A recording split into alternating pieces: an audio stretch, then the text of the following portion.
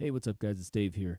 This video was by request. I was asked to do a quick lesson on If You Want Me to Stay by Sly and the Family Stone. And it's kind of an interesting one because as far as I can hear on the record, I'm not really hearing a guitar in the mix. I'm hearing some electric piano, some organ. If there is a guitar, it's not prominent. If you're in a bass guitar drums trio, you kind of have to sort of give enough of the chord changes without being too heavy about it. You don't want to be too heavy-handed in kind of R&B, funky style guitar playing. So I mean, if you just play the chords like this,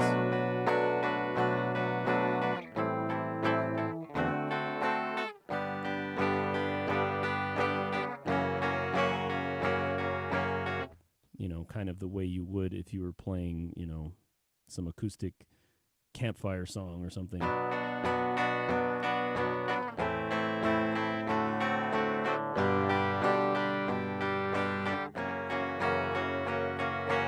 mean, those are essentially the right chords, but it does not have the feel at all. The R&B guitar style is very light.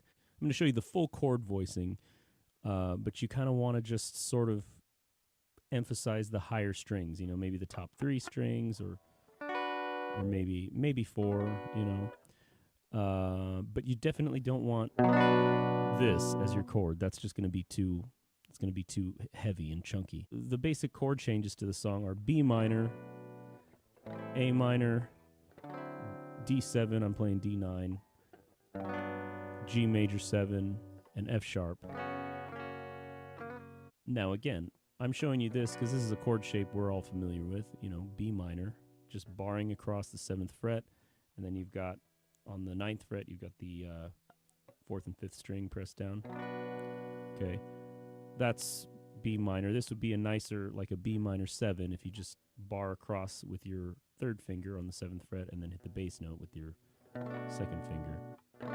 That sounds a little bit nicer. It's not as thick, and it's got a 7th in it. And you can use the same shape for A minor, and you can use almost the same shape for D9 by just taking this shape. This is on the 5th fret, barring across the 2nd, 3rd, and 4th string here, and pressing down on the 6th string where the 5th is muted. Right, same shape for these two. And then you move it to the 1st, 2nd, 3rd string. Right, you're barring the 1st, 2nd, 3rd string, then you've got your 2nd finger there on the 5th string, all in 1 fret, and then your 1st finger comes in and hits this note on the 4th string, 4th fret. Okay, that's D9. So this change right here, A minor, D9, that's really comfortable. And then we're going to go to G major 7.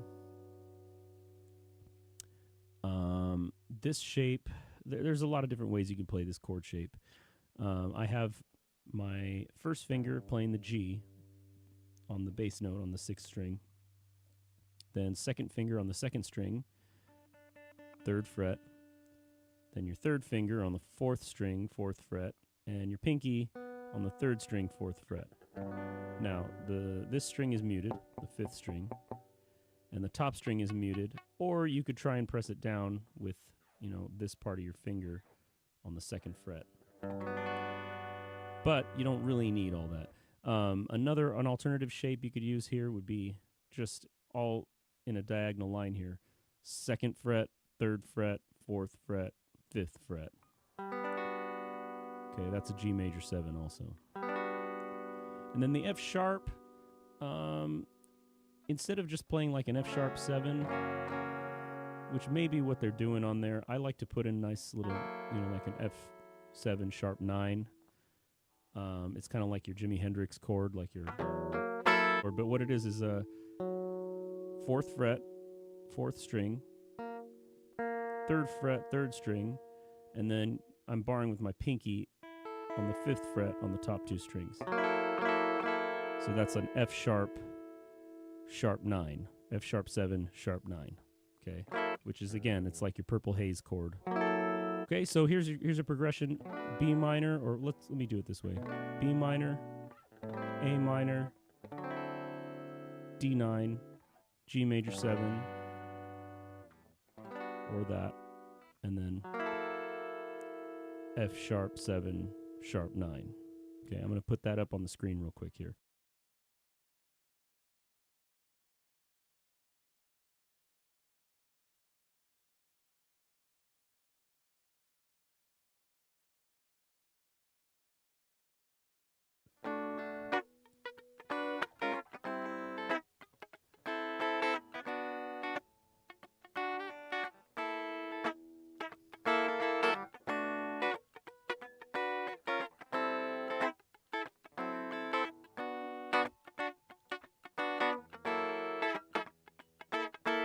Now, a couple things here. First of all, what I'm doing there, I just naturally, the tendency is because I'm not hearing a drum set and a bass line, I want to fill in more with my strumming hand. But you don't need to do all that all the time.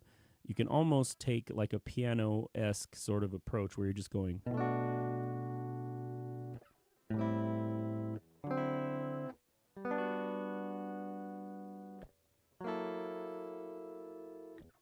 Just kind of sustain those chords. You know, maybe you could do that during one part of the song, during another part. Just kind of some light rhythms.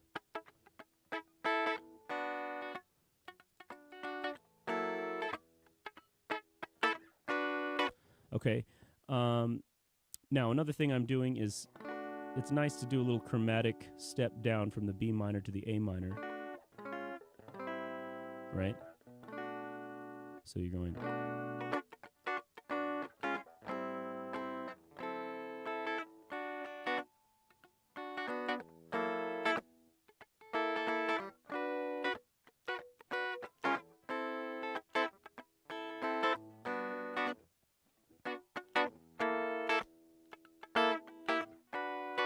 Okay.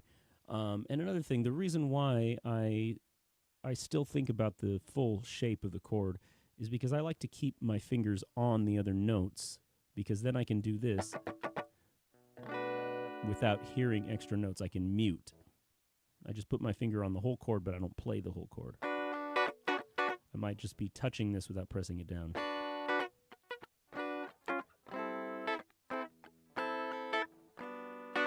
And if I were to play the full chord, I could hit the bass note here with my thumb, the 3rd fret on the 6th string. Okay, but you don't really need that if you have a bass player. It's probably better not to do it if you have a bass player.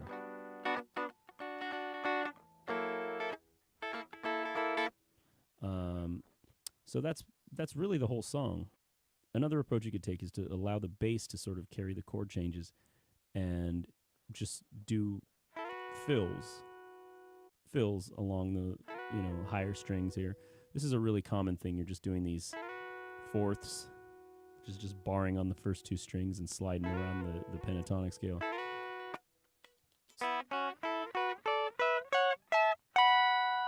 Okay, this is the B minor pentatonic. Okay, that's another approach you can take. You can kind of just go.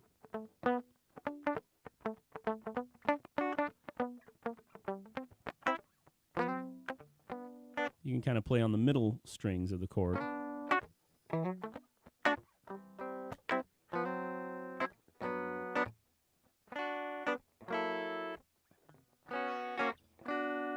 Okay, so that's essentially if you want me to stay. I haven't taken the time to really analyze the heck out of the song. I know the song just from hearing it. I've actually played it before, but I kind of just improvise little stuff,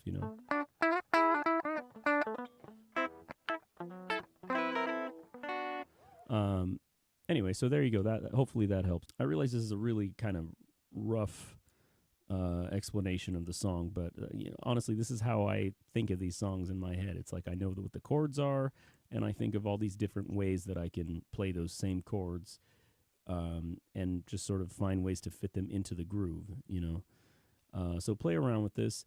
I do not have tabs for any of this stuff. I really don't like tabs. I'm not a fan of tabs. So, sorry. You can rewind and, slow down the video and pause it and stuff. Anyway, I really hope this helps. Let me know if you have any questions, and always remember to like and subscribe, and I'll talk to you next time.